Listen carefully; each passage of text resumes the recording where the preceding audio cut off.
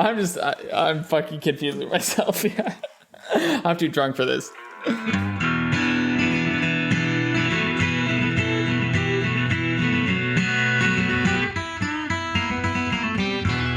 You published your piece on the EA forum, which generated a lot of good feedback, really. Like, I gotta say, as much as we're taking long-termism to task here, I am so impressed by the response of the EA community to first your piece and then my piece. You know, you can tell people might get emotional about it at times, but all very thoughtful responses on the forum of people like really taking the point seriously and really diving into it. Some stuff is obviously misunderstood, but I don't think it's intentional in any way. And so, you know, as I think I said to you offline, like, if you're going to disagree vehemently with any community, this seems to be the community to do that with, because it's like full of lovely people who really are just trying to make the world better, who just really try and understand your points and genuinely want to understand too. Yeah. It's not just like a debate to like try to scare off intruders. It's like they genuinely want to understand kind of the other side and like are encouraging it. Like I think we were just put on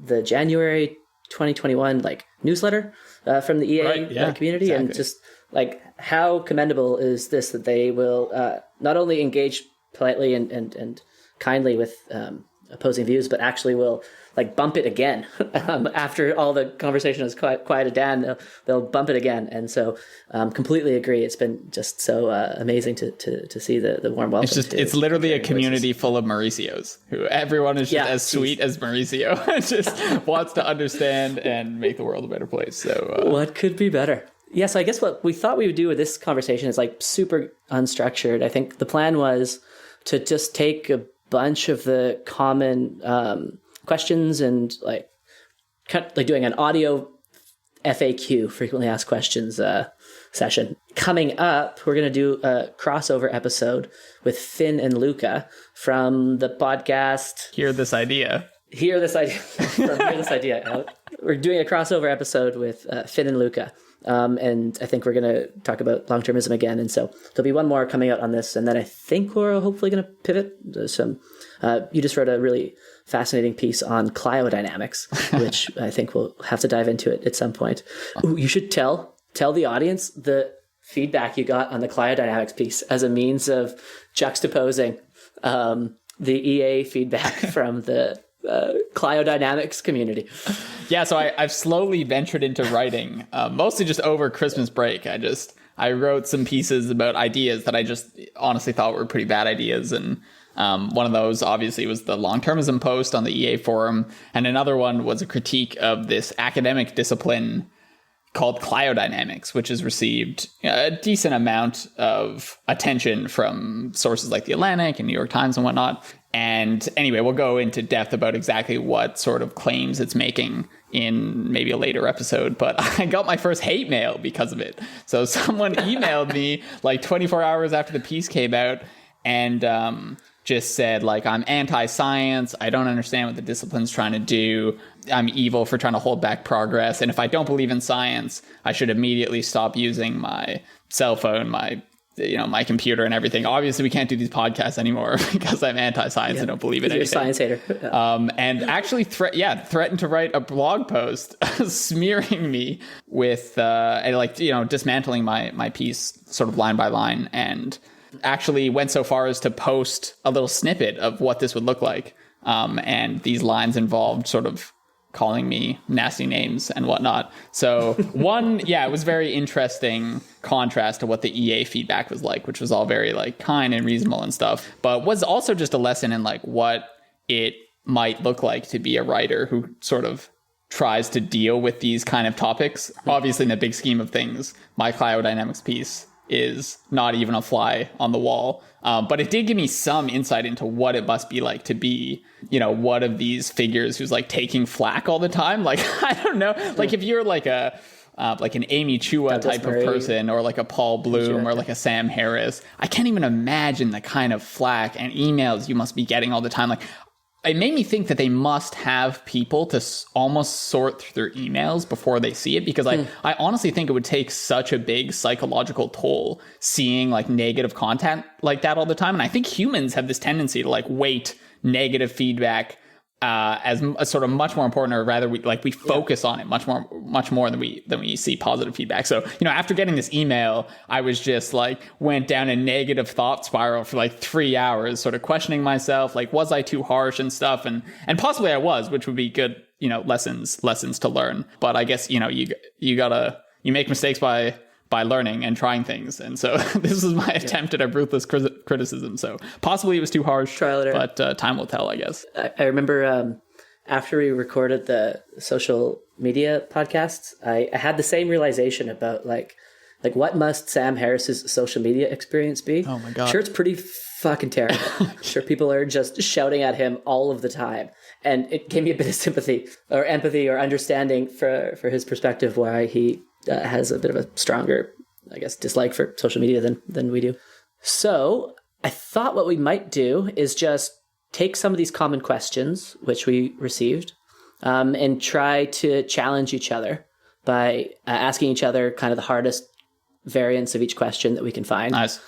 I'm writing a follow-up piece, which is completely in tatters right now, but hopefully a lot of the stuff that we'll say will take written form and then be in a blog post at some point. But right now, you, dear listener, will hear a lot of half-formed thoughts and broken ideas. But what's new, right? Some of them around. Yeah, but what's new? Okay, so which question should we start with? Let me hit you with one and see how you handle it. Oh boy. So here's one. I'm going to read it as it's written in the Google Docs, but then I actually have a bit of a difficult time understanding it. So I'll read it out and then perhaps you can clarify. So one of the big, I guess, pieces of feedback we got was that long-termists don't literally think we should ignore the short term. It's more that by deciding that most of our moral value lies in the future, it changes our priorities. So instead of our philanthropic portfolio looking like 50% poverty, 30% animal welfare, and 20% improving institutions, it may be 20% poverty alleviation, 15% animal welfare, and 65% improving institutions.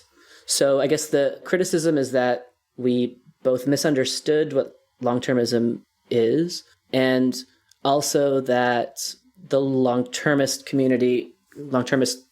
philosophy does value the short term. Yeah, so I'm just going to give them the benefit of the doubt that that's exactly what's happening. So say long-termists are abiding by that sort of reasoning. When you shuffled your priorities from 25% and 75% from that split to a 50-50 split, there was a reason you were doing that.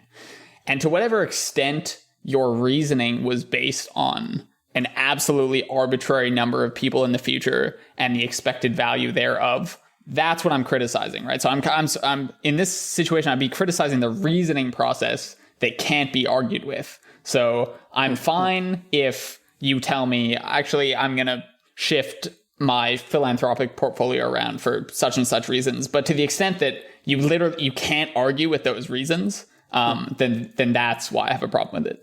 It strikes me as being very analogous to religious debates, where you would point to some very literal sentence in, say, the Bible or the Quran, saying you should stone adulterers. Choose your favorite biblical verse, and then people say that's not what people do in reality. That's taking it literally. We're not actually taking it literally in practice. What stoning homosexuality means is more just like, be mindful of giving into temptation too often. Right. It's like, okay, well, then they should have fucking written that. Yeah, you're right. And so I have a similar irritation with this line of response, which is like, if the authors didn't mean that you should literally ignore the near term, then they shouldn't have written it. Yeah. We shouldn't have to have these tea leaf ceremonies where we try to figure out what the true interpretation of the text is, when what is being said is quite clear and understandable. And it was quite bizarre because on the EA forum, one commenter said, like, at the end of the day, I think really what long-termism is going to look like in practice is just like encourage each generation to do the best it can to make the world a little bit better for the next generation. It's like, okay, if that's what it's going to look like in practice, then what you're saying is you acknowledge that is a superior moral principle. Then just base your morality around that principle. Start with that principle. Yeah. Recognize that that's the principle you want to get to, rather than doing this this is a very difficult way to get there. Yeah. And there's a lot of religious parallels. I must say that all my like atheist training of arguing against believers of different forms is all coming into practice here, where there's all sorts of like squirming that's being done to try to see between the lines and in the spaces between lines to interpret something very different than what's actually being said. Yeah, that's a great point. I think it's worth restating that our original critique of long-termism was specifically geared towards strong long-termism. I think we were both pretty explicit about that. And like the critique was based on the paper that was arguing in favor of strong long-termism. And so, of course, it was a bit of a language game because I didn't always use the phrase strong long-termism in my piece just because it's too long to type every time and would revert to long-termism. But we were arguing against strong long-termism, and they make very explicit claims about ignoring the effect of the present. So that's fine if you disavow those claims. But then you're already sort of ceding the territory. You're ceding the argument a little bit, right? Like if we can all agree that strong long-termism was a bad idea and then we shouldn't ignore the effects of the present, then great, I'm happy, right? I feel like battle won. And but the other point there is that if long-termism doesn't mean focusing strictly on the long-term future, then I'm not sure what it means, because it doesn't seem to add anything as a philosophy. So let's say long-termism means to mostly focus on the present. Then whatever work the mostly is doing in that sentence can just be done by basically any other morality. It says like we should be good people now and try and solve problems now. And then whatever's left over from the mostly, the one minus the mostly, if you will, that says that we should just focus on the long-term future, then that's what I'm criticizing. So I'm criticizing whatever percentage, if you will, of the morality that says we should ignore the present and try and solve unknowable problems in the future. And if that percentage is 0, then I don't know what long-termism is doing as a philosophy. It doesn't seem to be adding anything. So this is kind of what I mean. It's like there are ways to get out of it which dampen the disagreement I have with it, but it seems like at the end of the day, if you are going to focus on present problems, then I don't know what long-termism is doing for you as a philosophy. Like, it's fine to say, well, I really value future generations, but if that's not action guiding in any sense, then I don't really know what it means to say that. Do you want to take a second to say exactly what you mean by Bayesian epistemology? Because I feel like we've both been throwing that term around a lot. Totally. So there's 2 words. There's Bayesian and then there's epistemology. So let's take the second word first. So epistemology is the study of knowledge and how knowledge is produced. And this is Popper's domain, and this is the domain of science. So knowledge, it's the thing which allows the listener to hear our voices right now, the thing that gives us dominion over our environment. Epistemology is a very, very real subject. It's not this like bizarre arcane subject that is only for philosophy seminars. It's about understanding what is it that allows us to communicate remotely, for example. Bayesian is a particular interpretation of the probability calculus. The probability calculus is a set of symbols, which it's a small set of operations, which are very useful in describing a bunch of things. We've talked about this a bunch before, so I won't repeat myself there. But when I say Bayesian epistemology, what I mean is that this is a philosophy that says knowledge, so things like computers and remote communication, spring forth out of the probability calculus. Like you just write the symbols in the right way, and out will come the periodic table. Out will come statements of cosmology. Obviously, there's more to it than that. This then takes us into the realm of induction, and it takes us. So there's not just empty statement that probability equals knowledge. There's a set of assumptions that lead you there.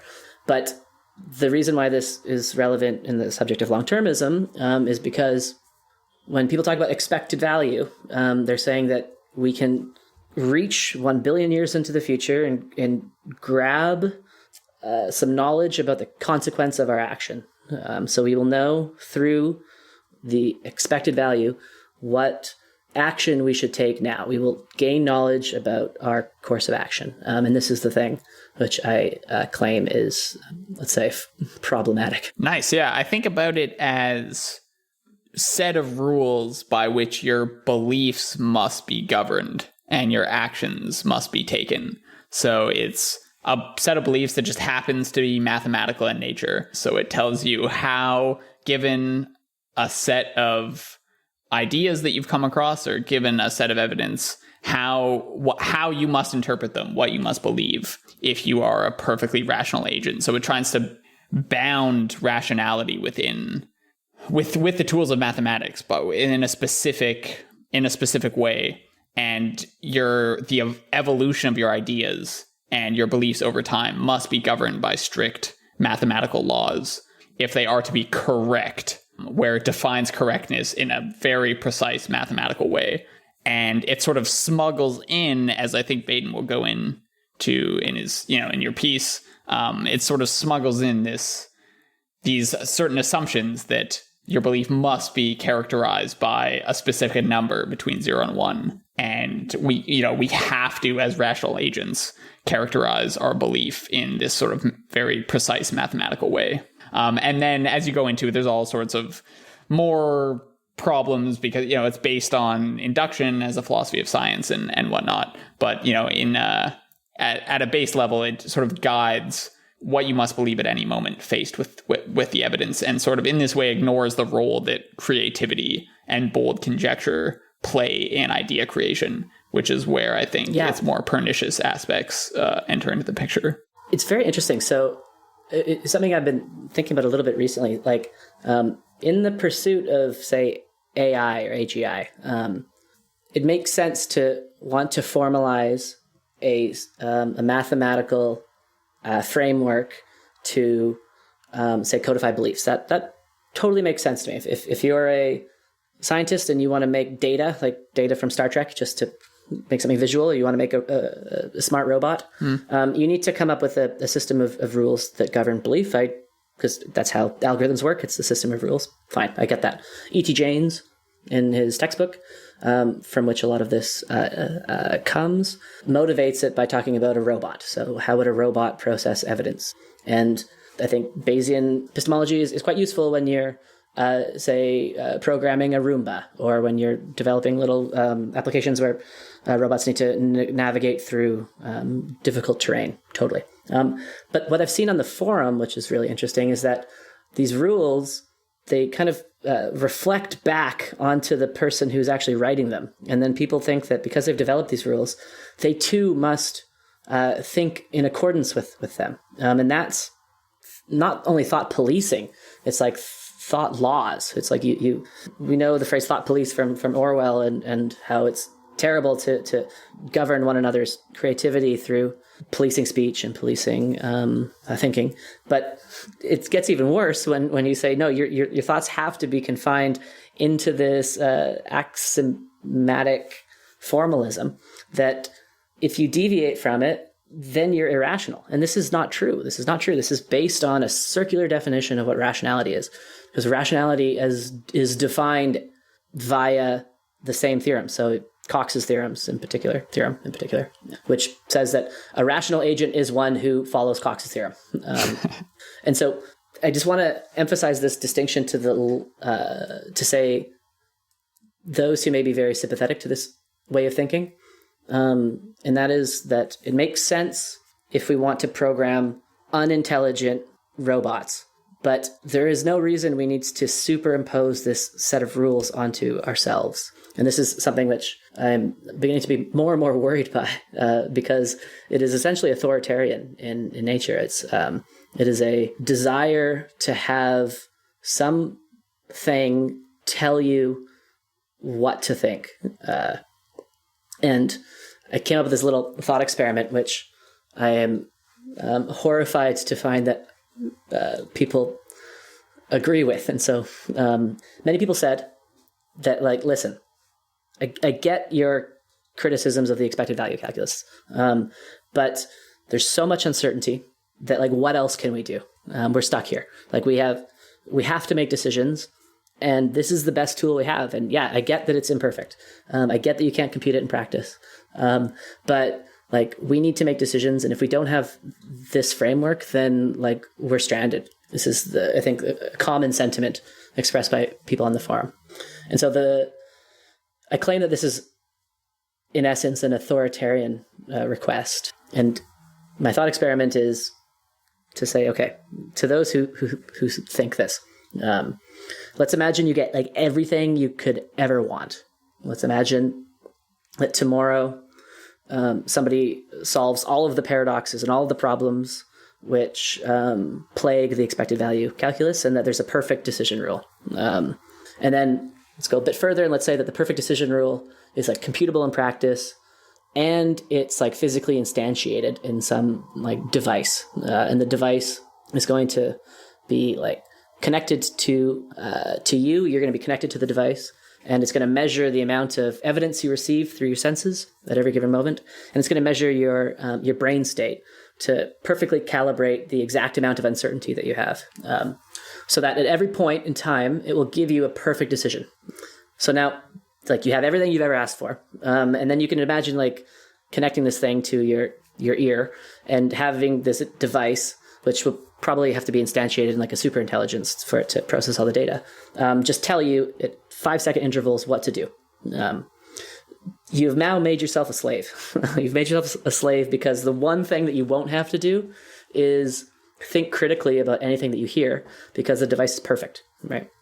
You know that no matter what it says, no matter how much it, say, would disagree with your moral intuitions, the one thing you don't have to do is think critically about anything you hear. You just have to do it.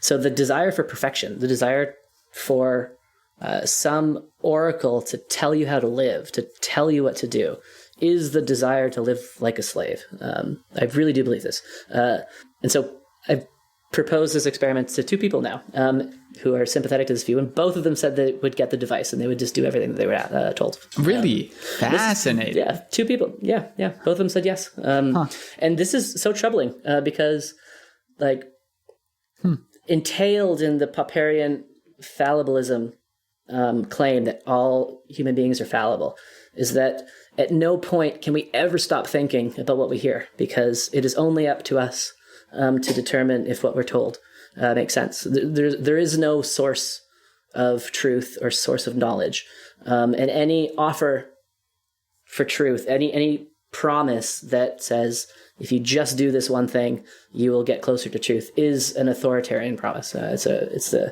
the offer of the warm embrace of Big Brother. And like, why does Orwell call his totalitarian government Big Brother? It's because what could be more comforting than totalitarianism, than an authority figure? We all have this latent inside of us. The other thing is that with Popperian epistemology and morality is deeply tied. You get a moral theory baked into the epistemology, and the moral theory is the following. When you realize that every person is equal in their infinite ignorance, when you realize that ideas can come from anywhere, this encourages you to treat each human being with equality and dignity, because you don't know where the good ideas are going to come from. And so the injunction to treat one another with kindness and with compassion follows purely from the realization that each human being is both fallible but also capable of making sense. And anything that promises perfection, I think will just lead to utopianism, authoritarianism, and calamity. And so a long-winded way of saying that I think that the answer to the question, what do we do without this decision rule? Like, what do we do when you criticize expected values, and like, what other choice do you have? The choice is to think for yourself and to give up the search for some perfect oracle which will tell you how to live. And you have to take on the responsibility yourself. Maybe, can you clarify something for me about the thought experiment? This might take us too far afield, but we can cut it if not. So say at any given moment you stop, this device has measured everything, all sensory input, all available evidence. You have a set of beliefs in front of you, And now you have to choose whether you make a cup of coffee or you make a cup of tea. Okay. So in reality, I think what's happening is you run both those simulations in your head, simulations being a loose word here, and you criticize them. You say, well, coffee is going to keep me up late, and so maybe I won't have that, and I could have decaf tea, or, I don't really like the taste of peppermint or whatever. And then you decide on one of them. What is going on when you have this perfect device? I still don't understand this about Bayesianism. How does it... So I guess what it says is based on the available evidence, we calculate the expected value of having coffee and tea based on prior data. And then we have whichever one leads to the biggest expected value. And then, but in so doing, presumably you would never gain more information about the option that has the lesser amount of expected value. Like, you would never say it decides that you're going to have coffee, then you would never have tea again. Well, I guess the idea would be that in that particular instance, the device, so there's a component missing to my thought experiment you're highlighting, which is the device would not only have to measure your evidence you've received and your subjective belief state, but it would also have to forecast into the future till the end of time the ripple effect of your consequences. Right. And so it would be the consequence of you drinking coffee on January 4th at 8:30 a.m. In the year 2021. That's going to have some consequence, and presumably it's going to be negligible, as would the drinking tea, but there'll be some infinitesimal reason why the utility with the drinking coffee would be better, and then you would be told. You wouldn't think for yourself, you'd be told to do that. Right. And so the component which was missing from my omniscient device thought experiment is just that it's about the ripple effect into the future forever. Right. And that's what the device would be somehow measuring. But just imagine you have a perfect device. Imagine you have a personal God sitting on your shoulder. And the God just tells you what to do at every single instance. This sounds like abject indentured servitude. And so I pose this because I've spent a lot of time arguing that this is it's a futile goal when it comes to discussing human beings. Like, for robots, that makes sense. I understand for robots, but for human beings. But not only is it futile, but why would you want this? I don't understand why people would want this either. Right. And the fact that it's imperfect, I think, hides just how horrifying perfection would be if they got all of their dreams met and they could just perfectly compute all this. I don't know why they would want it. Yeah, fascinating. I just want to read. So there's a post on Less Wrong called "What is Bayesianism?" And it's just explaining what Bayesianism is. And the core tenet 3, and this is just going to highlight your point, reads as follows. We can use the concept of probability to measure our subjective belief in something. Furthermore, we can apply the mathematical laws regarding probability to choosing between these different beliefs. If we want our beliefs to be correct, we must do so. So it's not even hiding the authoritarian language here, right? It's telling you exactly what you have to do to be considered a rational agent. Otherwise, good luck to you. You cast aside rationality and you will enter the den of the wolves. And so it's fascinating to me. It also seems like sort of self-defeating because I can't, given whatever available evidence you have, there seems to be no way to come up with actual new ideas.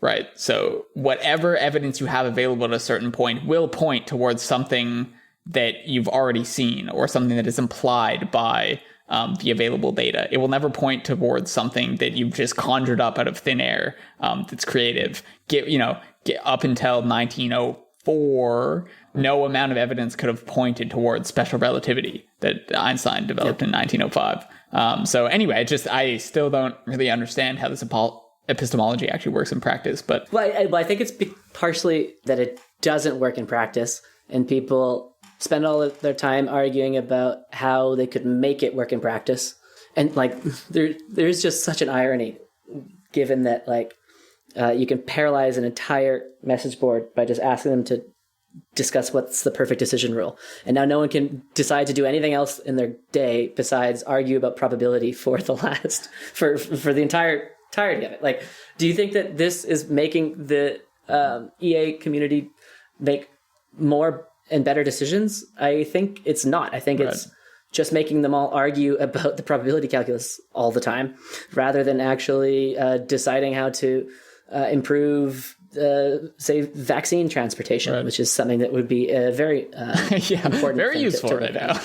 Yeah. Let me ask you a question now. So I think there's a couple of responses along the lines of, what are the alternatives here? So I get that this is imperfect, but we have to make decisions.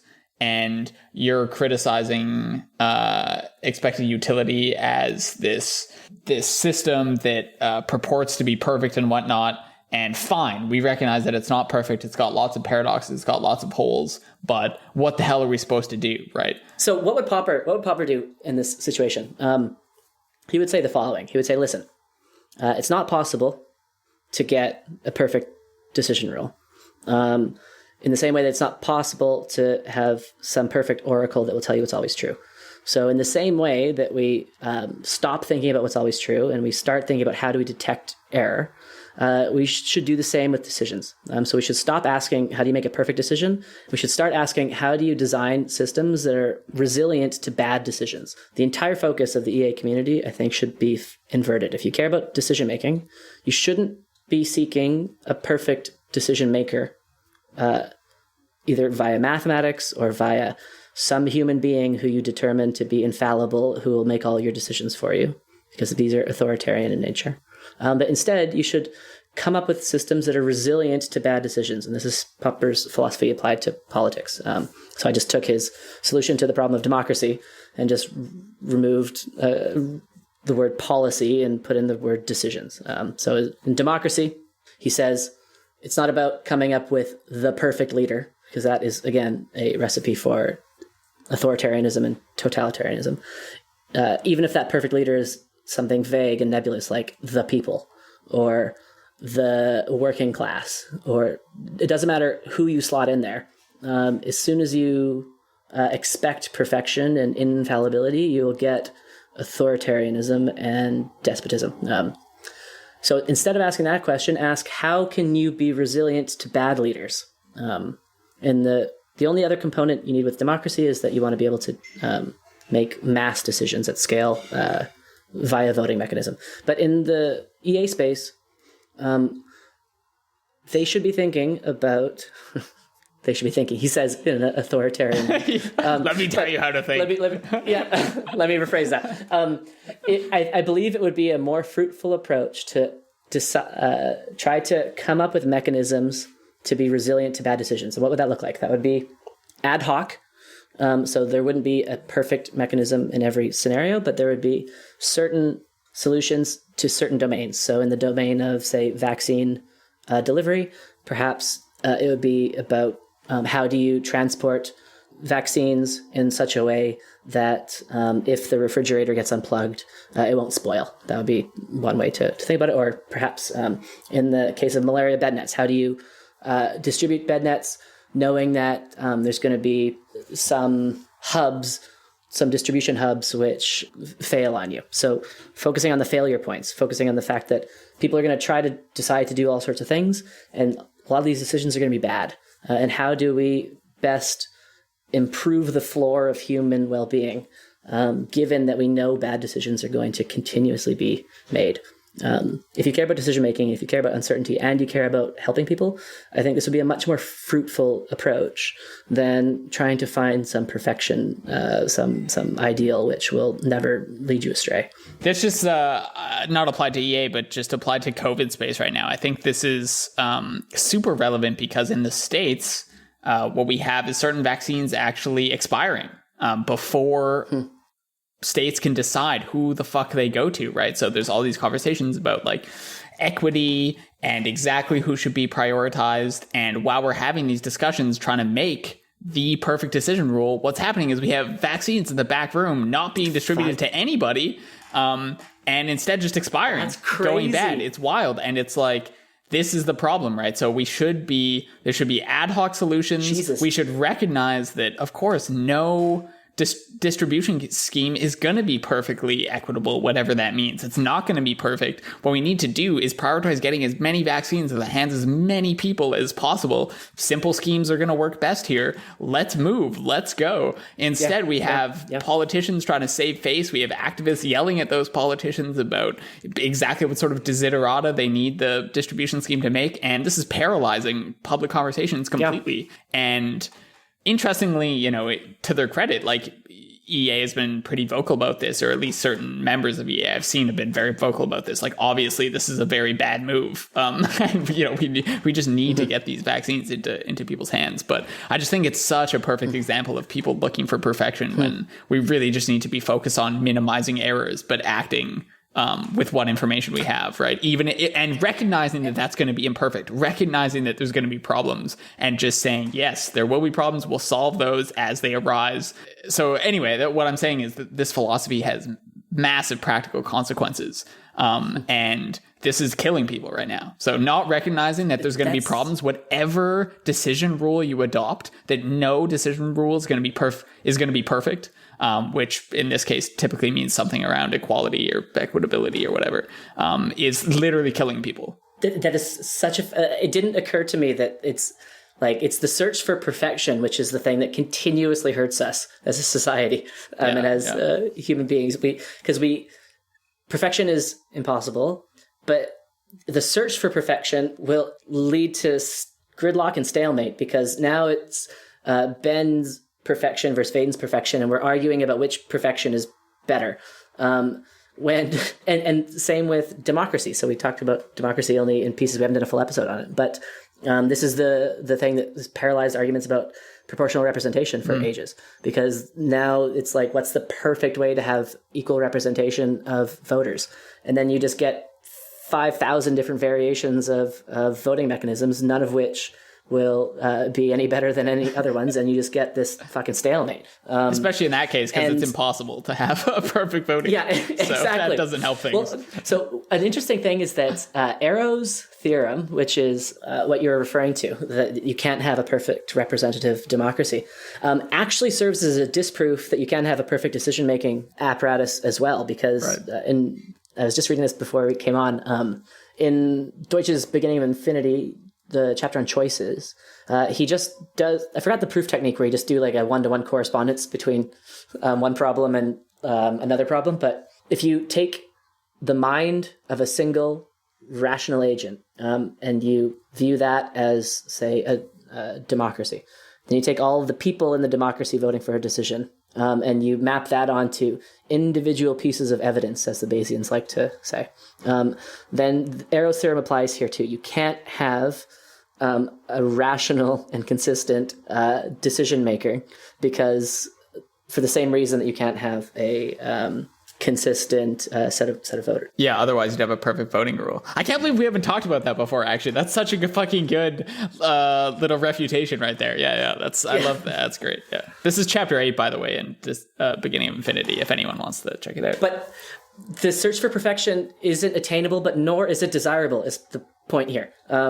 Even if we got it, we wouldn't want it.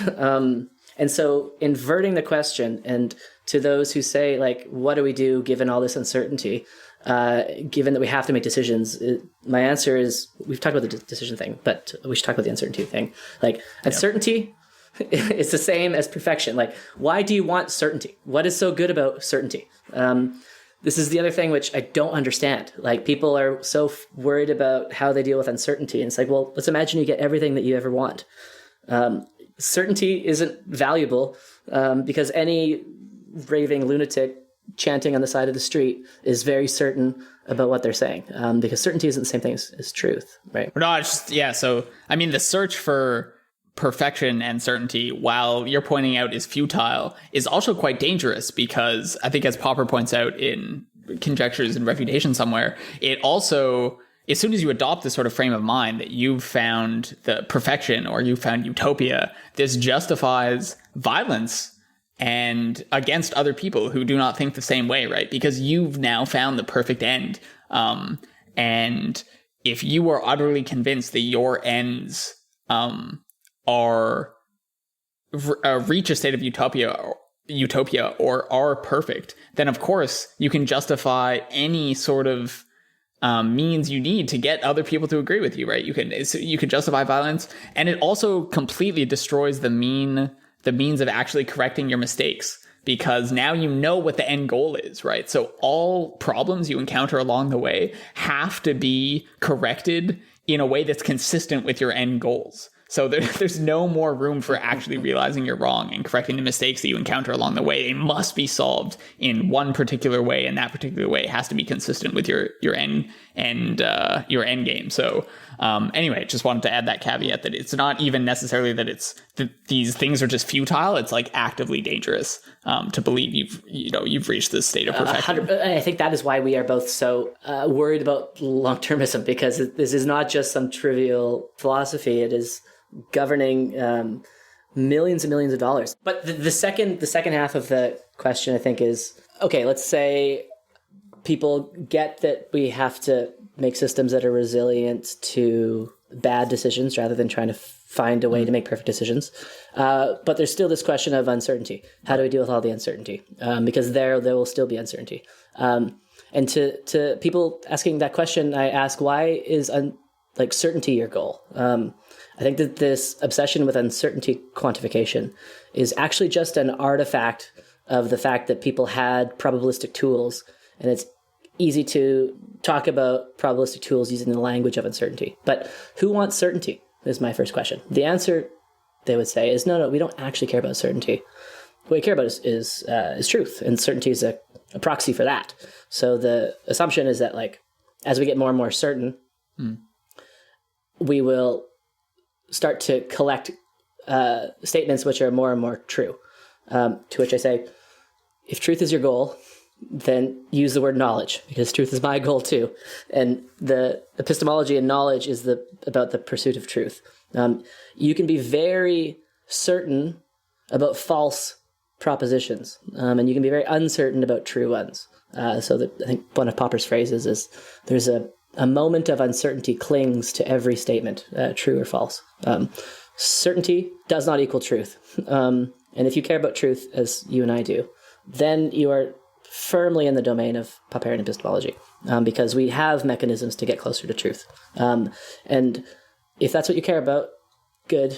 So do I, so do we. And this is why we talk about knowledge so much, because knowledge is about steering towards truth via correcting mistakes. Moral truth, scientific truth, mathematical truth, philosophical truth, all of these make sense. But certainty is a belief state. It's not more than that. And so I ask the hypothetical questioner who wonders how they can possibly deal with all this uncertainty. I ask them to reflect on why they want certainty so badly. Nice, yeah. Response. Do you want to talk about the Pasadena game for a second, or do you want to leave that for your piece? Because I just love this discovery, and it actually, it's because it's very intuitive. Like I'm kind of disappointed in myself that I didn't think of it before, because it seems clear that this is. I know. I mean, we know conditionally convergent series exists, so it's trivial once you are with that goal in mind. It's trivial to construct a game that has that as the end result, right? Or that as the expected utility. But the Pasadena game was the best thing in the world. It's so good. I'll tell the audience this, but hopefully the piece will come up before the podcast, so that they'll be hit with some surprise there. But well, what's the story behind my discovering the Pasadena game?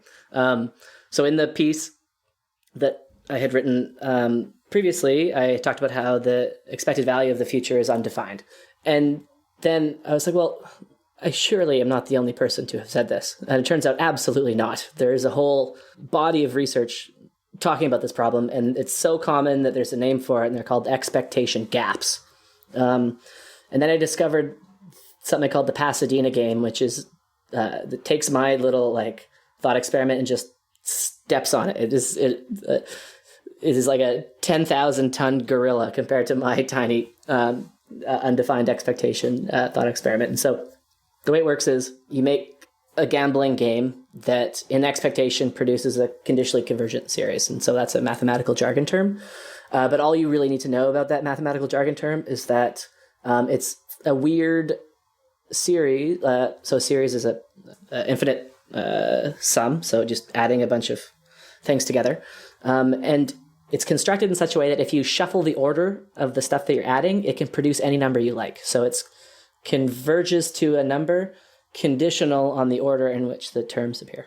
And so this is a weird mathematical thing which mathematicians have known about for like 200 years. I think Riemann was one of the guys who discovered it and named it. So this is an expectation gap because the expected value of this game is undefined because you can rearrange the terms to be whatever.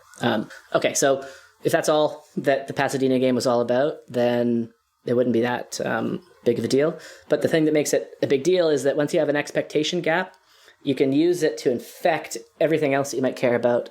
And this is called the contagion problem. And so this was, I think, named by the philosopher of mathematics, Mark Kolyvan, who is quickly becoming one of my favorite new scholars. And I hope to get him on the podcast because he's great.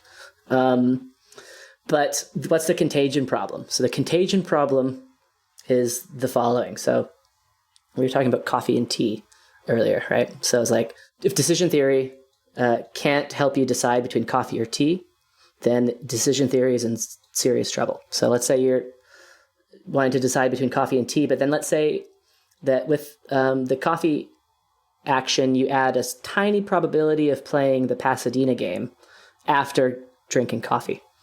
And you can make that probability as tiny as you like. And in fact, from a Bayesian perspective, there's no reason why you would assign a 0 probability to it, because now that, dear listener, you know what the Pasadena game is, there is some probability that you're going to play it after drinking coffee, even if that probability is infinitesimal compared to... This is just an artifact of Bayesian epistemology, by the way, is you can't force anything to 0. You can force it to an arbitrarily small number, but nothing will actually go to 0. This is just the laws of arithmetic. Exactly. But once you do that, now the coffee option is itself an expectation gap. So once you add an undefined term to something which is defined, both become undefined. And then once you poison the coffee option, you can poison the tea option in the same way.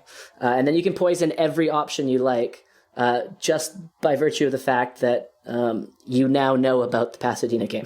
Because once you know about it, there is no argument from within the framework of Bayesian epistemology to assign a 0 probability to this thing. And this is the contagion problem, that as soon as you hear about this, now you have to assign some non-negligible probability to it, and it poisons every other decision that you want to make. We've just poisoned your mind. That's it. Yeah. It's game over. Yeah. Like, sorry. But there is no way out from within the framework. I don't know. So what did you think when you first heard about this? Because I thought it was a more perhaps mathematically eloquent exposition of exactly the comment you made in the last episode, where we shouldn't be surprised that these paradoxes are arising, right? I think just in the last episode, you said you take a small number, you take a big number, you multiply them together, and you get another number. And of course, like, if you're only reasoning based on mathematics, it's just, they're symbols on paper. And so there's ways to make this go incredibly wrong. And so if you're only relying on this single tool to do all your reasoning for you, of course you're going to run into trouble. And so while this is a particularly well thought out exposition of the problems you're going to encounter if you only rely on the expected value calculus, it again is just a slightly more sophisticated version of, well, if you have a small number and a big number, you run into problems. And so it's just yet another example of, like, of course you can't just reason based on numbers, and no actual human being is doing this, right? So even if you go on the EA forum, it's all about people creatively conjecturing a bunch of ideas and having them shut down or shot up on the forum, depending on what people think of them. Obviously, these ideas are not coming based on prior... No one could have predicted these ideas based on the state of the world 1 second ago. People are, creatively coming up with these things and putting them out there for other people to criticize. So people, perhaps without admitting it, are actually adopting sort of the critical rationalist framework. But it's, if you're going to claim to only reason based on mathematics, of course you're going to run into paradoxes of mathematics, which exist as they exist in any closed framework, right? We know this from Gödel. No closed system is immune to paradox. This is like, we've known this for a long time, and so it's just yet another example of Gödel's theorem in action. So that's a fascinating point. I hadn't connected that to like the incompleteness theorems. That like this isn't possible, and nor is it desirable. Yeah, the exactly. Authoritarian component. But the something I wanted to pick up on is a thread you asked about earlier. Like, what are the other options? And so one answer is focus on making systems that are resilient to bad decisions. Fine. But then the question is, how do you do that? Another option, which is related but at a slightly different level of abstraction, is the critical rationalist approach to making decisions. And this is what I was, I think, explaining in a blog post with Mauricio. And this is about making decisions via idea generation and criticism. So you still have to make decisions in your daily life. It's not enough to go to the coffee and the tea and think, okay, how do I make a system which is resilient to me making a bad decision here? You have to decide whether to drink coffee or tea, or right now I'm deciding to drink a Whistler Brewing chestnut ale. So you have to make decisions. And the way that you do that from the critical rationalist perspective is generate a bunch of ideas and then criticize them. And the criticism will be in proportion to the importance of the decision. So coffee and tea is essentially a negligible decision. And so you don't think about the infinite consequences of drinking coffee or tea. You just think, this doesn't really matter, so I'm just going to quickly choose one. More significant decisions, such as what career am I going to go into, or where am I going to donate my money, these are significant decisions that one has to make. And in this case, this is where you have to rely on the intelligence of other people and yourself. And so you come up with some ideas, and then you talk about them with people, and you see what they have to say.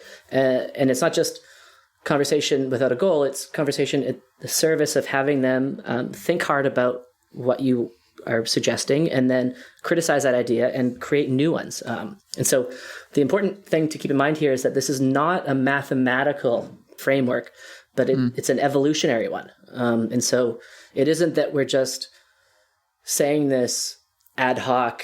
There is theory behind it, and the theory is evolutionary. And so the big thing which the mathematical approach fails to, let's say, account for is the ability to create new options, to come up with new ideas.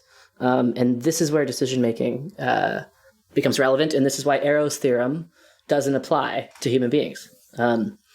It's because human beings have the ability to generate new choices. And so Arrow's theorem assumes that there's a fixed set of choices, and then you have to choose between them. And Arrow's theorem shows that that will always lead to irrationality. But as soon as you liberate the choice-making framework from choosing between fixed options, and you allow it to account for choosing between new options and continuously sprouting new ideas in the evolutionary way, where when we talk about conjecture, that corresponds to the mutation stage. When we talk about criticism, that corresponds to the selection stage. And then you get ideas birthed into the world, and some ideas are more fit for the environment, and they spread more quickly, and other ideas are less fit, and they die out. And fitness does not mean truth. It means ability to propagate. All the same evolutionary ideas apply here. This is the study of memetics. This is how human beings actually make decisions. This is how just ask yourself the last big decision you had to make, say about which school to go to or which career to take. Presumably you talked about it with people, right? Presumably you brainstormed. Presumably you thought long and hard about like what some of the consequences were. I am willing to bet that you did not write a little decision matrix and then fill in utility scores. You brainstormed, right? And this is how human beings do it.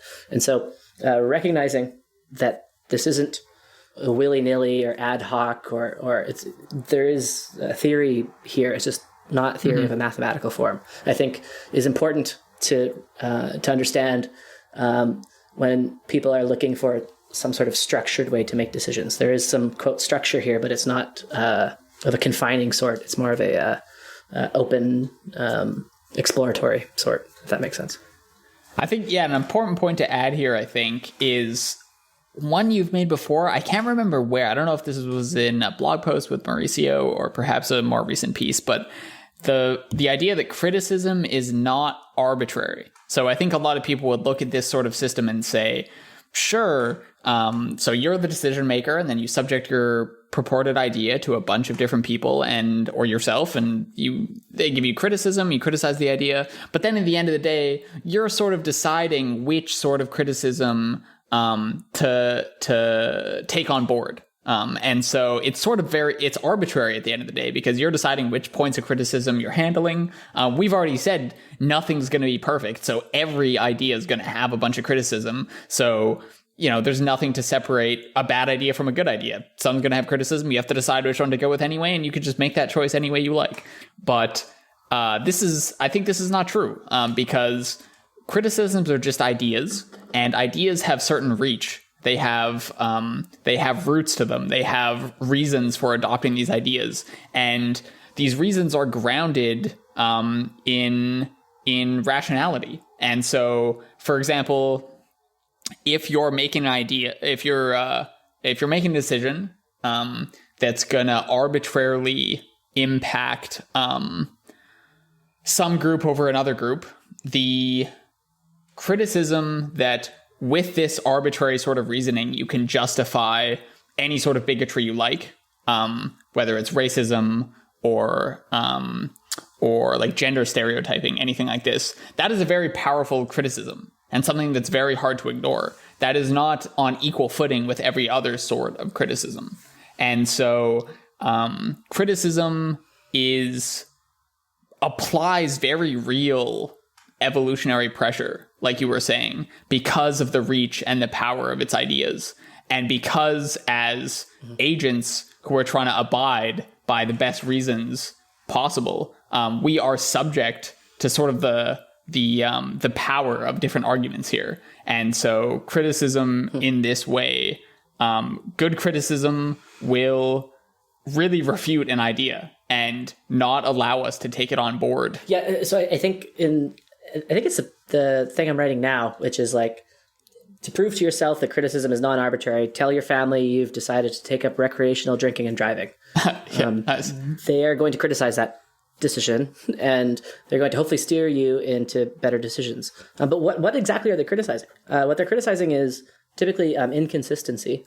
Inconsistency in your decision and, say, your other goals in life, or inconsistency and contradictions between what you've decided to do, the idea you've put forth, and what we know about human values, what we know about well-being already. And so the non-arbitrariness of criticism is due to the fact that it's typically about criticizing those ideas which don't cohere with other ideas we hold to be true, ideas about well-being or ideas about science, or are internally inconsistent, or are contradictory to your stated aims. Nice, yeah. And in the EA context, Peter Singer actually talks about this in his book, The Expanding Circle, where he talks about the reason why our sort of moral circle has expanded from those in our direct communities to those in our entire country to those in the entire world, eventually to animals, is because that we recognize the force of these arguments. And as soon as you start drawing arbitrary lines between, I'm going to care about people more in my community than I'm going to care about people in Taiwan, say, that is like a very internally inconsistent argument to try and make, and it doesn't stand up to heavy criticism. And so anyway, I just wanted to sort of underline this argument in the moral framework, because like moral reasoning is equally subject to this sort of criticism. Where arbitrary reasons that justify partiality based on skin color or gender or species or whatever is subject to the exact same sort of flimsy reasoning. any other sort of ideas are. Okay, one thing I wanted to talk about was basically just, it'd be nice to, whether this is our last thing or not, I don't know, but to just talk about like prediction in general and like reference classes and stuff like that. Okay, yeah, this, as much fun as the EA community is fun to engage in a nice back and forth with, I did get a lot of flack for these comments. I'm not sure. There was at one point, all my comments for my thing were all negative. So some people went through and like downvoted all of them. And this was, I guess this is right after I posted the joke about Bayesianism versus critical rationalism. So maybe I should have not done that. But there was a question here, which I think is actually pretty insightful into the differences between these two communities. And the question is as follows. It says, I'm curious. My friend has been trying to estimate the likelihood of nuclear war between 2100. It seems like this question that is hard to get data on or to run tests on. I'd be interested to know what you'd recommend them to do. Is there a way I can tell them to approach the question such that it relies less on subjective estimates and more on estimates derived from actual data? Or do you just think they should drop the research question altogether? Because any question that would rely on subjective probability estimates are basically useless. And so I just think this is a nice arena for us to sort of like set up, or at least for me to set up my thoughts on like when I think sort of this prediction is useful for the future and how I think about modeling questions. Because obviously we do have to make some sort of predictions, or we have to have models that predict some things about the future under certain conditions. And so let's just like handle this question on nuclear war before 2100 for a second. So my answer here was like, well, first, I'm not going to tell anyone what to do with their time. So whatever you want to do with your time, go ahead. Far be it from me to tell you what to do. But let's just recognize, first of all, that any data that you gather on this question is subject to the constraint that it's happened in the past. So let's say, for example, you're trying to estimate the likelihood of nuclear war before 2100. So maybe you go out and you gather data on the question on like how many nuclear near misses there have been, how many almost nuclear launches there were in the Cold War, for example. And there are several incidents of this.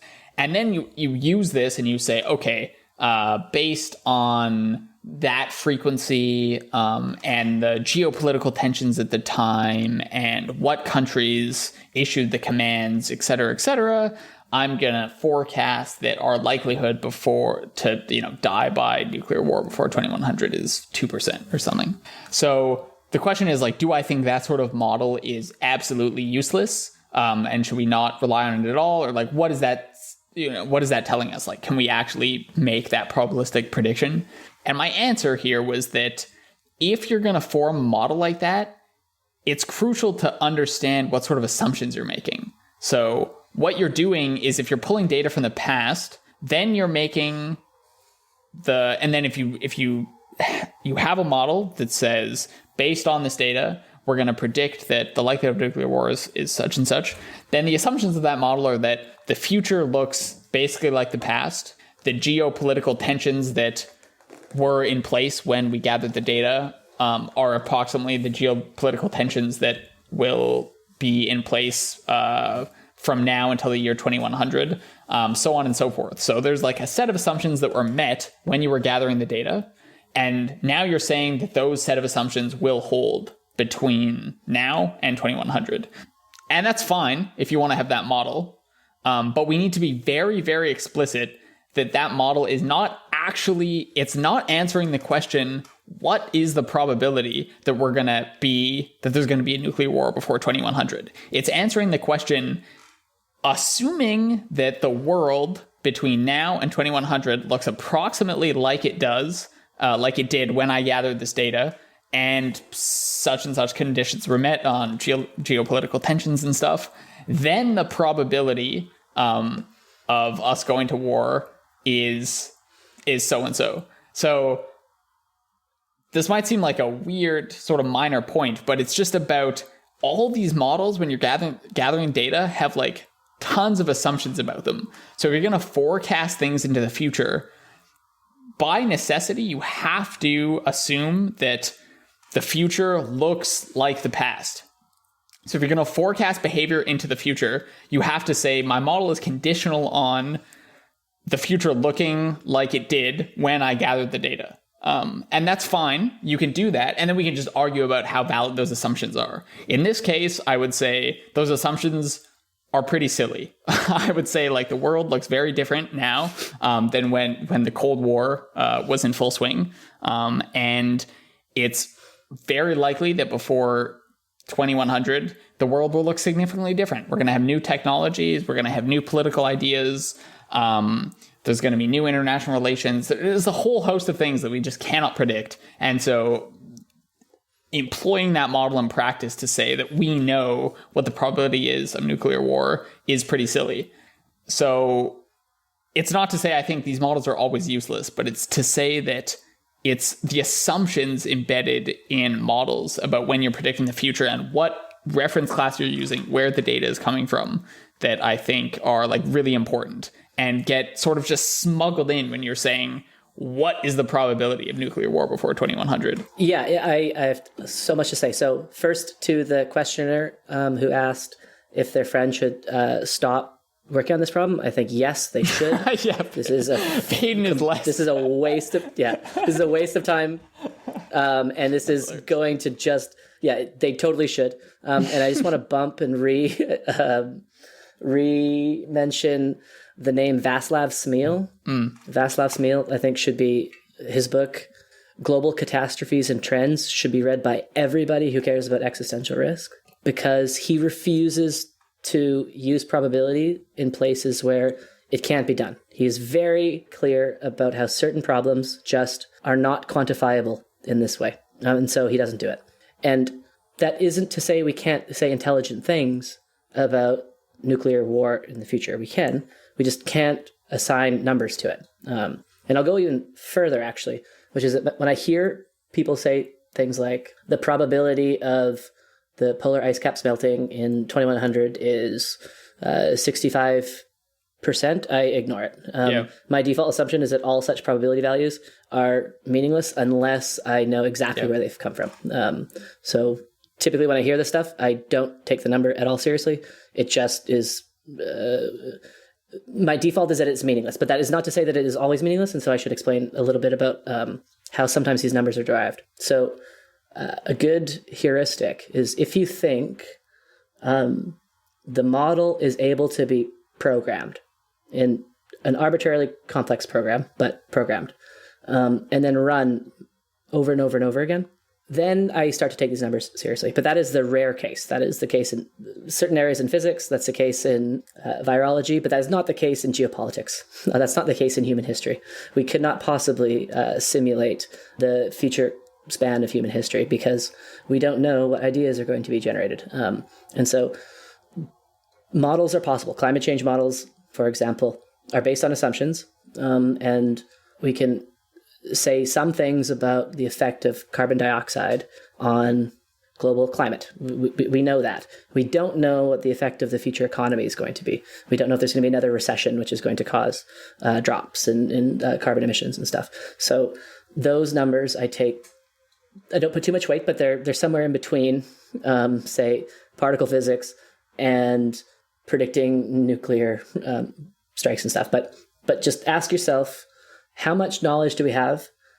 Could we possibly program this into a computer where you would then be able to run this simulation hundreds of thousands of times? And are the assumptions underlying this reasonable? And in the case of predicting the likelihood of a nuclear war, it's impossible. So I would very much say to this person to give it up. Yeah, a good thought experiment along these lines comes from Aaron Supel. Shout out to Aaron, who is the editor of Conjecture magazine, actually, which is publishing all my fucking rogue pieces. It's getting me into trouble by various groups, but so a nice way to formalize, or rather, I guess, just cast in a different light what you're saying about programmability is to just ask yourself, like, do you understand the parameters that this model is running on? So in the case of like nuclear war to the year 2100, let's try and list out the inputs to this model, right? That we're going to write. You know, it's okay.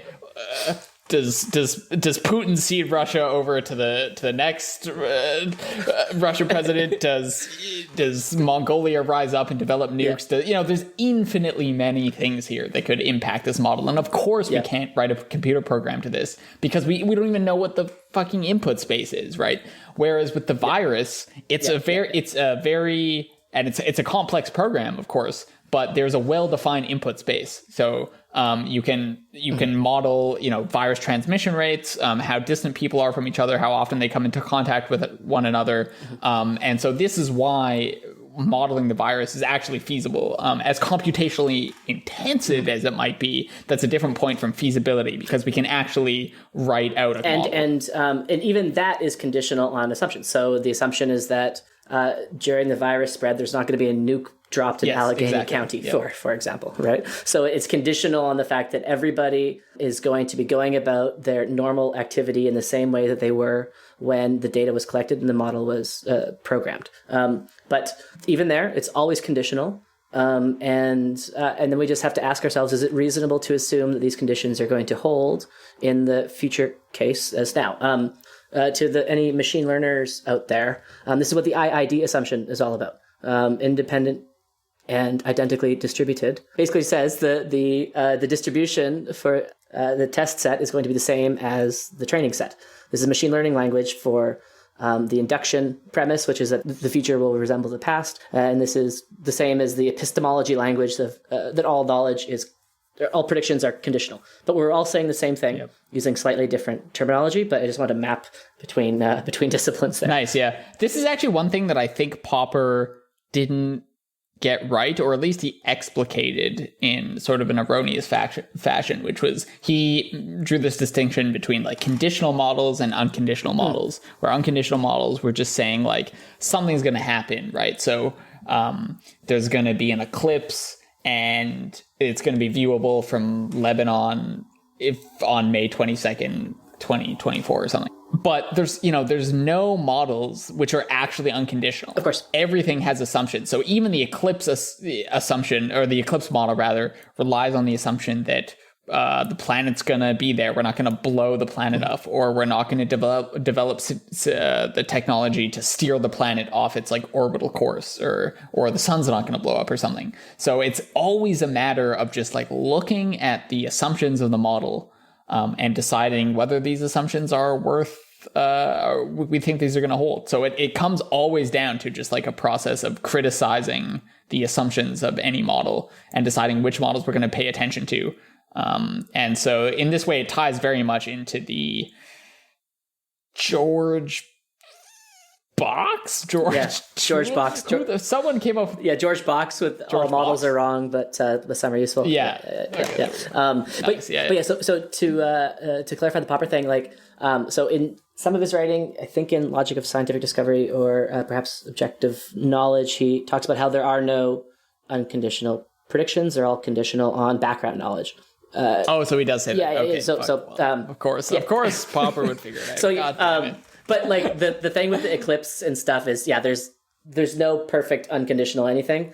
But it's just that if the conditions for this prediction aren't really relevant compared to any other prediction you might make about any other thing. So predicting that it won't be an eclipse and predicting that there will be an eclipse is both going to be conditional on the same background knowledge. Oh, nice. Yeah. That's nice. So it's like if the thing that you're conditioning on would apply to every bloody prediction whatsoever, then you can kind of forget about it. But of course, everything is conditional on something. The other point, so I think somebody in the EA forum pointed this out to the effect of saying but there's no such thing as a not conditional prediction. And why couldn't long-termists also make all their predictions conditional too? Conditional on the sun not exploding tomorrow or what have you. And the answer is, of course, you can. Everything's conditional, but it is incumbent on those who take a scientific mindset to try to make the conditions under which their prediction will hold as precise as possible. So you can always make these vague predictions conditioned on just the future existing. Fine. But it's like the falsifiability thing. Like, it's always so irritated when people say, like, well, of course our theory is falsifiable because in a billion years from now, we'll find out what happened and then it'll be falsified. Well, okay. Exactly. Falsifiability is not a Boolean. It's not falsifiable or not falsifiable. But also, it's not, like, it should be up to the person proposing the theory to work to make their theory as falsifiable as possible. So someone who says, yes, long-termism is falsifiable, you idiot. Obviously they say it with a smile and a hug, but still like you shouldn't accuse long-termism of being unfalsifiable because it is. Misunderstands a couple things. First, they acknowledge that falsifiability is valuable, but they don't acknowledge that it is the job of the theorist to make their theory as falsifiable as it possibly can be. So it isn't up to us critics to point out that it's not falsifiable. If you're contributing to the project of human betterment and of theorizing, then if you're going to make a theory, it's up to you to make it more and more falsifiable. Try to get it as falsifiable as fucking possible so that it can be falsified. And so falsifiability isn't a binary property. It's more of a continuous thing that you try to strive towards. And so if there's a long proponent of long-termism who says that long-termism is falsifiable, it's like, yes, but we're all going to be dead when it's falsified. And so how can we help to take the long-termist philosophy and change it to become more and more falsifiable so that it can be falsified within a couple years? That would be productive research. This would be something which would genuinely contribute to the project of human betterment, to try to turn long-termism into something which is falsifiable within a couple of years. Yeah, I ran into this multiple times. Like, I wrote the first section of my piece kept evolving because at first I was criticizing it for being unfalsifiable. And then people, I guess correctly, pointed out, like, no, it is falsifiable, right? Like, we're going to know in a billion years how many people there were, if there were 10 to the 15 or 10 to the 50 or whatever. And yeah, sure, it's falsifiable because we know a lower bound on this is like 1,000 people or something, like we can definitely say that certain things are wrong. And so this made me just like fight, which I hate doing. I just was like fighting with the language a bunch to make sure like, okay, but the point is like, for all practical purposes right now, it's impossible to falsify because you can just say, well, there's going to be 10 to the 15 people in the future. There's going to be 10 to the 50 people in the future. There's going to be 10 to the 100 people in the future. Yeah, I'm just echoing my fucking frustration with this like falsifiability thing because like, fine, it's falsifiable at the end of the world when we know how many people there were, but like it just it's unhelpful. This is the same thing that occurred with string theory too, right? Where like they came up with a theory that had like, I don't know, 10 to the 500 parameters. Right. And so technically fine, it's falsifiable. You can iterate through each and every one of these, but for all practical purposes, it's not falsifiable. And that's the only thing that matters because falsifiability is a practical criterion. It's a criterion that we should be able to do within the next couple of years. And it is something which is incumbent on the theorist to work at. It is not something that opponents should be pointing out. It's something that anyone who takes science seriously should strive towards. But not only just science, but like in speech as well. Like to try to communicate your ideas in as clear a way that your conversation partner can spot holes in it. There are many people who like to talk in this very vague, abstract, imprecise, airy-fairy, floofy way that you leave the conversation thinking like, I don't know what the hell they said. I don't know if it's true or if it was false because I just couldn't really understand it. And that would be like not falsifiable communication. Nice, yeah. I just changed it to irrefutable and then then just avoid the whole totally just avoid the whole semantic discussion. Yeah, good. So here's one I thought was interesting.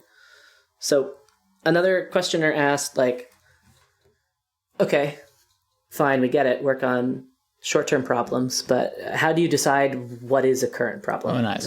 What's even the like, there's a lot of current problems, and how do you decide what to work on? I think it's a personal decision. I don't think that there should be a formula. I think that whatever you personally find engaging and interesting to yourself, and anything you personally want to work on, I think is what you should be working on. And this is one of the things I dislike about the X-Risk folk, because they say these are the most important problems to work on. And I don't think that anyone can know that, frankly.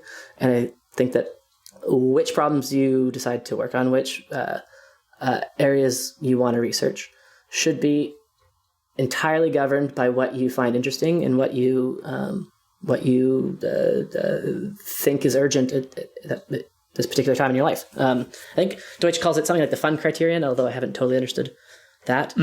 And so like, I don't want to tell people what problems they should be working on. I think that will get us into trouble, because like, take vegetarianism, for example. In my own life, I haven't made that a big focal point of stuff that I think about, but you have. And that's great. And I would never tell you not to work on that problem and work on a problem that I find more interesting. Yeah. I think that human beings are idiosyncratic, and we have a wide variety of interests, and the things that appeal to you are going to appeal differently to me and differently to other people. And so I think that how you decide which problem to work on should be a personal decision, which you make based on what you find interesting at the time. And that's about as much advice as I would want to give there. It's always a process of criticism. So I think problems arise like the conjecture that something is a problem is like any other conjecture. So someone thinks something is a problem, and then we think about it and we criticize the assumptions, we criticize why we think it might be a problem. And it's like any other theory. And so if the theory stands up to scrutiny, then we adopt it as a problem. And if not, and this is just basically reiterating your point about the assumptions, right? Like, do we think the assumptions of driving a question, driving a model are realistic? And this is what tells us what's a problem. It's always conjectural. It's always, we could always be wrong about what an actual problem is. And and so in this way, it's like any other idea, any other thought. It's a conjecture in the world, and we continually criticize it and see which ones stand up to the most scrutiny. And for me, I think AGI does not stand up to much scrutiny, but other problems do. Like, talking about Einstein is so useful, and we do it only because, like, talking about strong long-termism, it crystallizes some ideas from which you can kind of radiate out. But like, Einstein was motivated to work on special relativity because he saw this problem of Maxwell's equations, right? Where like he saw that it proved that the speed of light is going to be constant, independent of the reference frame in which the person was traveling. And that was what he thought was super interesting to work on. So he wanted to work on that. Yeah. And fuck yeah, go Einstein. But imagine telling him, no, you know what? That seems like a very low impact problem to be working on. And instead you should be working on fertilizer, which was another big problem that like around that time. Right. Or like the Haber-Bosch process. And we don't know what problems are going to be incredibly fruitful and what problems are going to be dead ends. And so in the similar way that I don't want to constrain people's ideas through a set of formulae, I don't want to constrain what people decide to work on based on what you and I deem to be important. And I say this very consciously, knowing that this is the style of the X-Risk folk, where they say their problems are so important, they're going to label it existential risks. There's no way anyone can know this. And so if you want to trust Toby Ord and FHI to tell you what the most important problems are, you're welcome to do that. But I think that if you also want to trust your intuition, if you want to trust like what you personally think is fun, if you want to work on figuring out how to, produce online MOOCs, if you want to figure out how to, I have a friend who's working on the problem of how do you get kids super into Dungeons and Dragons, and that's awesome. That's a cool problem. Work on that. Fuck yeah. Like this whole mantra of like, here are the 4 or 5 problems which are the most important thing to work on. Yeah. And now you can go work in some job you hate, as long as you make a lot of money, and then donate it to us so that we can continue working these problems. And then we'll there's a phrase for giving that, or earning to give. Earning to give. Like this is having people do the thinking on your behalf, and I think it's a terrible idea. Yeah. So work on what you find. Now fun. we're taking on more than just long-termism. We're taking on the entire EA community. I guess I'm taking on. I'm criticizing the idea that there are a small set of problems which are worth working on, and the rest aren't. I think there is something quite foundational here, I think, which is a criticism of like utilitarianism, where utilitarianism says you need to maximize whatever action brings about the most good. But this really ignores the role that knowledge creation plays in making progress. And so it's, again, this sort of passive versus active approach to creating knowledge and helping people. So, the passive way would say, look at all the options in front of you and choose that which has the highest expected value or is the most likelihood of helping people. But this really ignores the role that like creativity and knowledge plays in generating progress. And so there is like some fundamental tension here that I haven't really been able to sort through, but classical utilitarianism really ignores that sort of the progression of knowledge and how much that helps us over time. This is great. You got my little cogs turning now. Like classic utilitarianism or just like the way that the X risk conversation goes is like, here are the fixed set of problems that are valuable to work on. Let's say there's 5. And now here's some tools to weigh which of these 5 you should be working on. It completely ignores, in the same way that it ignores the idea generation stage, it ignores the problem discovery stage.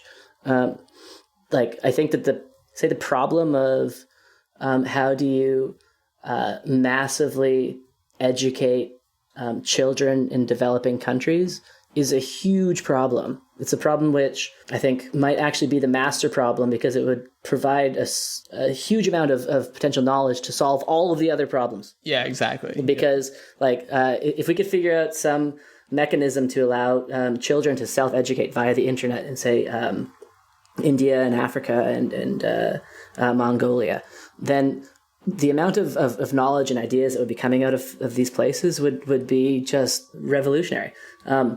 But I wouldn't dream of telling people this is the only problem they should be working on. It's personally a problem I think is very interesting.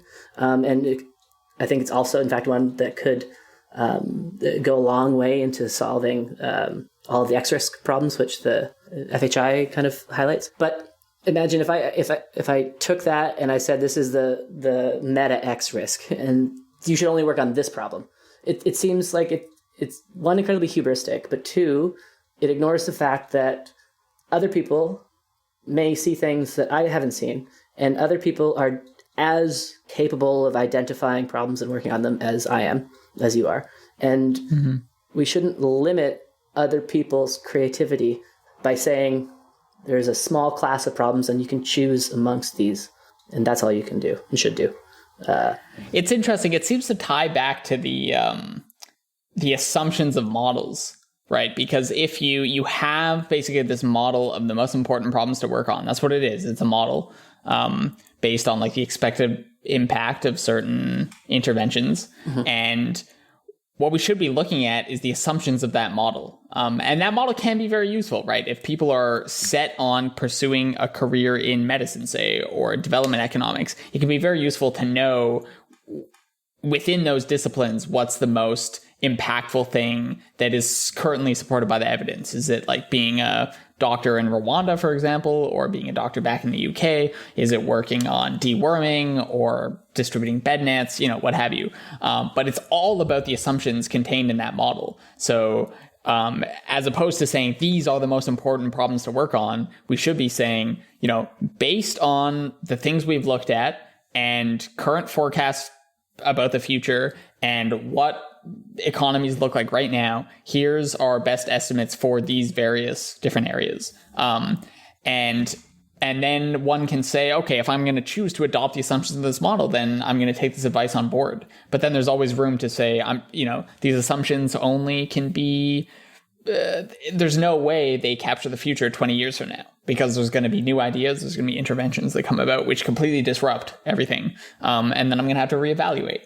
And so just like, 80,000 hours and EA gives impact evaluations for various careers, these are all, just conditional models again. Mm-hmm. And so we should just be criticizing the conditions under which these sort of models hold. Yeah. We should probably wind it down. This is certainly not going to appease all of our critics, but there will be more writing hopefully coming out. And we have the crossover episode with Finn and Luca, which I'm really looking forward to. And so they're going to be pushing us pretty hard, I think. But this is a fun, just kind of like scattershot. Shooting the shit, getting too drunk for my own Shooting the shit and getting drunk. So it could be better than that. All right, man. Well, that was fun. Let's talk next time.